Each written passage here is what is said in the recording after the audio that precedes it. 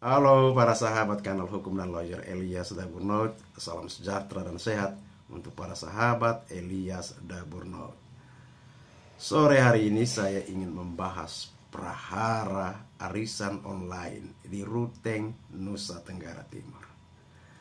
Nah saudara sekalian, perkembangan teknologi di satu sisi membuat dampak yang positif bagi manusia dan lingkungannya. Tapi dalam perkembangannya ada juga dampak negatif ya. Salah satu wujudnya adalah berkembangnya perbuatan yang mengarah pada pelanggaran kejahatan cybercrime ya, suatu bentuk baru atau perkembangan baru dari computer crime. Nah, salah satu jenis kejahatan cybercrime ini adalah penipuan melalui arisan online.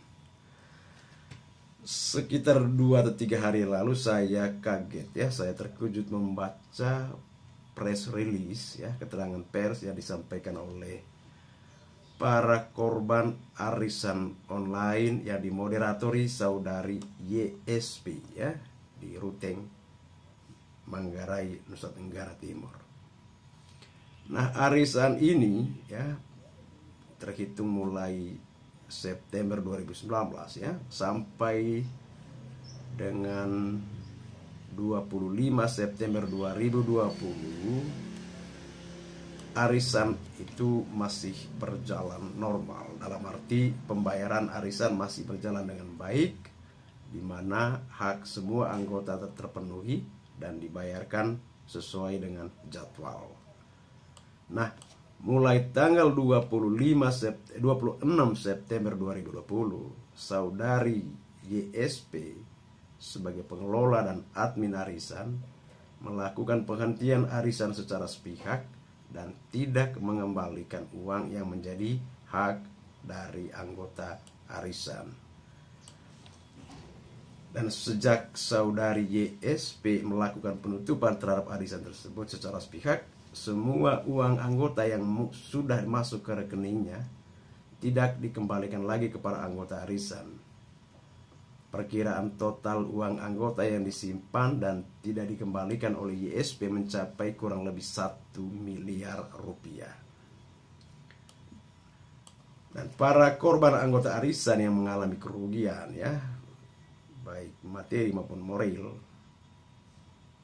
telah melakukan upaya mediasi ya, baik oleh keluarga maupun melalui pengadilan negeri Ruteng. Tapi sang admin sempat tidak mengakui perbuatannya ya. Selain penyelesaian kekeluargaan maupun pengadilan, para korban juga melaporkan admin arisan dengan tuduhan penggelapan ke Kepolisian Resort Ruteng.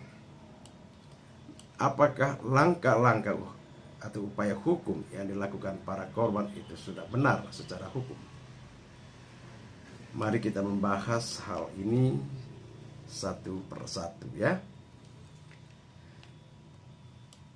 Arisan itu ya diakui sebagai perjanjian, walaupun seringkali dilakukan berdasarkan kata sepakat dari para pesertanya tanpa dibuatkan suatu surat perjanjian. Karena syarat sah ya, saya ingatkan sekali lagi, syarat sah suatu perjanjian sebagaimana diatur dalam pasal 1320 Kitab Undang-Undang Hukum Perdata memang tidak mensyaratkan bahwa perjanjian harus dalam bentuk tertulis ya. Perjanjian arisan menimbulkan hak dan kewajiban di antara para pesertanya. Nah, sehingga terhadap perjanjian dalam arisan yang berbasis online berlaku ketentuan pasal 1338 Kitab Undang-Undang Hukum Perdata yang berbunyi, semua persetujuan yang dibuat sesuai dengan undang-undang berlaku sebagai undang-undang bagi mereka yang membuatnya. Persetujuan ini tidak dapat ditarik kembali selain dengan kesepakatan kedua belah pihak atau karena alasan-alasan yang ditentukan oleh undang-undang. Persetujuan harus dilaksanakan dengan itikat baik.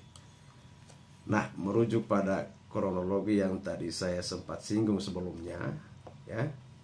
Mulai tanggal 26 September 2020, owner dan atau admin arisan online menghentikan secara sepihak pembayaran arisan, ya. Alasannya yang saya konfirmasi barusan kepada salah satu korban, uang tersebut dipinjamkan kepada Jongkel. Jadi langkah ya, menurut saya langkah yang sudah diambil oleh teman-teman untuk menggugat sang owner atau admin arisan online secara perdata atas perbuatan ingkar janji atau wan prestasi melalui Pengadilan Negeri Ruteng, itu sudah langkah yang benar, ya, tepat. Nah, dalam praktiknya bentuk-bentuk ingkar janji atau wan prestasi itu terjadi dalam hal, ya, tidak melaksanakan prestasi sama sekali, ya, atau melaksanakan tapi tidak tepat waktu atau terlambat. Ketiga, melaksanakan tetapi tidak seperti yang diperjanjikan dan atau melaksanakan yang menurut perjanjian tidak boleh dilakukan. Namun untuk membuktikan bahwa owner atau admin arisan online telah melakukan wan prestasi, para member arisan harus terlebih dahulu melakukan teguran atau somasi, ya, kepada sang admin atau owner arisan online tersebut. Jika si owner tetap tidak memenuhi kewajibannya sebagaimana yang janjikan, barulah member arisan itu berhak atas penggantian biaya, kerugian, dan bunga, ya, berdasarkan pasal 1243 KUH Perdata yang berbunyi penggantian biaya, kerugian, dan bunga karena tak dipenuhinya suatu perikatan mulai diwajibkan bila debitur walaupun telah dinyatakan lalai tetap lalai untuk memenuhi perikatan itu, atau jika suatu yang harus diberikan atau dilakukannya hanya dapat diberikan atau dilakukannya dalam waktu yang melampaui waktu yang telah ditentukan. Jadi sekali lagi, ya, upaya yang dilakukan oleh teman-teman korban, ya, arisan online saudari YSP itu sudah benar, ya, sudah tepat melakukan gugatan wan prestasi atau perbuatan ingkar janji, ya, melalui Pengadilan Negeri Ruteng. Yang kedua, saya juga mendengar mereka sudah melakukan pelaporan terhadap saudari YSP ke Kepolisian Resort Ruteng Polres, ya, dengan pasal sangkaan pidana penggelapan. Jadi kalau merujuk pada kronologi atau pengungkapan cerita yang tadi sudah disinggung sebelumnya, ya, perbuatan owner atau admin arisan juga dapat dijerat dengan pidana penggelapan, ya, sebagaimana diatur dalam pasal 372 Kitab Undang-Undang Hukum Pidana yang berbunyi, barang siapa dengan sengaja dan melawan hukum memiliki barang sesuatu yang seluruhnya atau sebagian adalah kepunyaan orang lain tetapi yang ada dalam kekuasaannya bukan karena kejahatan, diancam karena penggelapan dengan pidana penjara paling lama 4 tahun atau pidana denda paling banyak Rp900. Ya, itu penggelapan itu adalah kejahatan yang hampir sama dengan pencurian, ya. Tapi pada penggelapan, pada waktu dimilikinya barang tersebut, ya, sudah ada di tangannya, tidak dengan jalan kejahatan atau melawan hukum. Unsur-unsur penggelapan yang harus terpenuhi adalah ada pelakunya, itu barang siapa, dengan sengaja dan melawan hukum, memiliki barang sesuatu yang seluruh atau sebagian adalah kepunyaan orang lain, barang tersebut ada dalam kekuasaannya bukan karena kejahatan, ya. Itu pasal penggelapan. Jadi dengan demikian perbuatan owner yang meminjamkan uang arisan online, ya, kepada tadi yang disinggung itu kepada Jongkel, padahal seharusnya dibagikan kepada member termasuk pidana penggelapan karena ia telah bertindak sebagai pemilik uang tersebut dengan cara yang berlawanan dengan hukum yang mengikat kepadanya berdasarkan perjanjian arisan. Sehingga langkah dari para korban arisan online saudari YSP untuk melapor ke kepolisian itu sudah langkah yang tepat. Nah, terkait dengan gugatan Van Prestasi ya dalam kasus arisan online,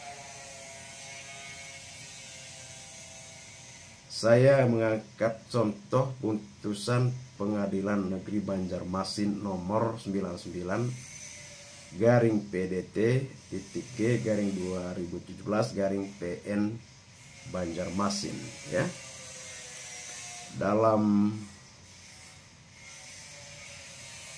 pertimbangan hukumnya, Hakim Pengadilan Negeri Banjarmasin menyatakan bahwa hubungan antara penggugat dan tergugat berawal adanya arisan online, di mana mereka saling mengikatkan diri. Hubungan hukum antara penggugat selaku anggota arisan online dan tergugat selaku bandar arisan online tersebut adalah merupakan suatu perjanjian. Ya, penggugat membeli slot arisan dan menyetorkan sejumlah uang kepada tergugat dengan total modal yang telah disetor sejak Juni 2017 berjumlah 70 juta dengan keuntungan arisan yang dijanjikan tergugat sebesar 120,9 juta. Namun pada tanggal 11 Juli 2017 tergugat mengirimkan pesan broadcast kepada seluruh anggota arisan online termasuk penggugat yang menyatakan tergugat telah berhenti menjual arisan online, sehingga sampai gugatan ini diajukan tergugat belum melakukan prestasinya kepada penggugat. Oleh karenanya, majelis hakim menyatakan tergugat telah terbukti secara sah melakukan perbuatan ingkar janji atau prestasi kepada penggugat ya. Tergugat dihukum untuk mengembalikan uang penggugat beserta keuntungan yang dijanjikan sebesar 72,8 juta. Sedangkan contoh kasus penggelapan dalam arisan online, saya ambil salah satu contoh berdasarkan putusan Pengadilan Negeri Baru nomor 19/Pidana/B/2020 PN Baru ya. Terdakwa memposting tawaran arisan online dengan menyiarkan langsung lewat akun Facebook miliknya yang bernama Warung Bangkur. Uang arisan ini dihimpun terdakwa yaitu sejumlah arisan bulanan 1 juta rupiah sebesar 46 juta rupiah, arisan bulanan 500.000 sebesar 7 juta rupiah, dan arisan mingguan sejumlah 12,5 juta yang mana tidak diserahkan kepada pemenang arisan. Dan ternyata uang arisan tersebut digunakan terdakwa sebagai modal usaha, sehingga perbuatan terdakwa telah terbukti memenuhi unsur-unsur tindak pidana penggelapan dalam pasal 372 Kitab Undang-Undang Hukum Pidana, sehingga majelis hakim lalu menyatakan terdakwa terbukti secara sah dan meyakinkan bersalah melakukan tindak pidana penggelapan dan menjatuhkan pidana penjara selama 7 bulan.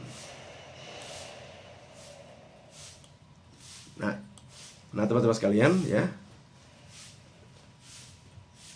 demikianlah ya secara singkat penjelasan atau ulasan terkait dengan pertanyaan apakah upaya dan langkah hukum yang dilakukan oleh para korban arisan online saudari YSP di Ruteng, Manggarai, NTT itu sudah benar atau tepat secara hukum.